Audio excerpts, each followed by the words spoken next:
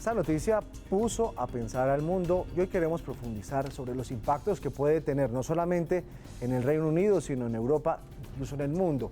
Hoy nos acompaña Olga Hilera, vicerrectora de la Universidad Militar Nueva Granada e internacionalista. Profe, bienvenida, muchas gracias por estar con nosotros. Gracias a ustedes por la invitación, es un gusto estar con ustedes. Bueno, ¿nos preocupamos o no nos preocupamos con la era Johnson?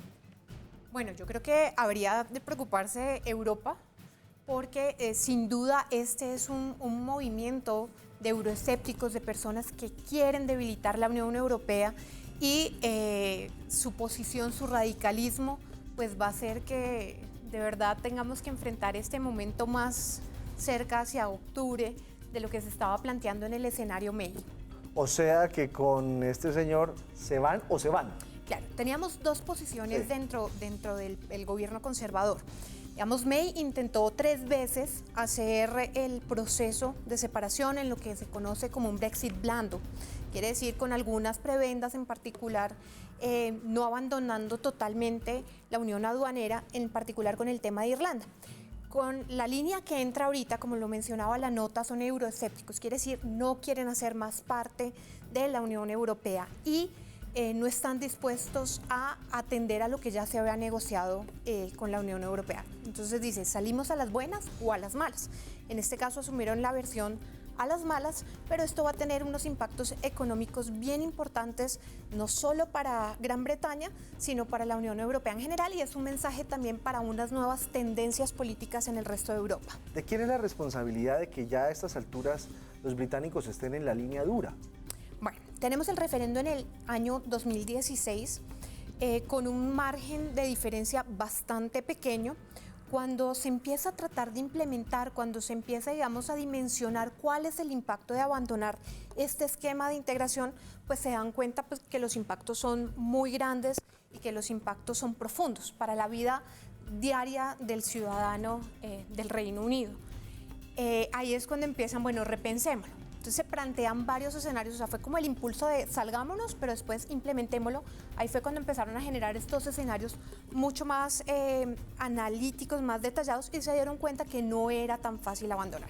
Entonces, en este momento, esta versión pues traerá cosas desde tema migratorio, el restablecimiento de los controles fronterizos, el acabar con las libertades de los mercados comunes, que es libertad de personas, de bienes, de servicios, y pues supone una readaptación de todo el engramaje, desde política exterior hasta el tema, por ejemplo, de si debo o no sacar un carnet para conducir un carro si voy a Europa, o si puedo servir. De ese detalle, de esa finura, va a ser el impacto de la implementación. ¿Y de quién es la culpa? Pues obviamente en su momento de los ciudadanos que votaron por salir, de los políticos que no supieron explicar bien a la ciudadanía cuál iba a ser el impacto, y pues obviamente del partido conservador, que no logró tener el peso suficiente dentro de su propio gobierno para negociar un acuerdo medianamente beneficioso.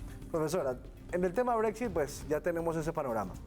En el tema de los Estados Unidos, ¿le conviene o no le conviene a los británicos tener a alguien tan parecido a la postura, a la forma de ser de Trump? Ay, bueno, sin duda este es un proceso de traer personajes polémicos, personajes que han Porque hasta tenido, se parecen. Bueno, el tema de la elección de su físico y de su esparpajo puede ser muy similar. Pues este es un personaje que ha hecho carrera política, ha sido parlamentario, ha desarrollado puestos dentro del gabinete, ha sido alcalde, digamos, tiene más preparación en lo político comparativamente que Trump. Okay. Sin embargo, en términos de su personalidad, se lo suele asociar por la forma prosaica en que se expresan, y obviamente por acciones digamos, un poco disruptivas que han hecho de salidas en falso, y porque son personajes polémicos. Como periodista, Boris Johnson tuvo también bastantes polémicas en cuanto al manejo de información, manejo de fuentes. Entonces son dos personajes muy polémicos que sin duda lo que golpean son todas estas aspiraciones, por ejemplo, de los valores que representa la Unión Europea, de la migración, de la integración. ¿Será que fue ese tema el que llevó a los británicos a estar en esta situación? Pues en su momento, cuando se votó por el Brexit, una de las condiciones era volver un poco Gran Bretaña para Gran Bretaña, para los británicos.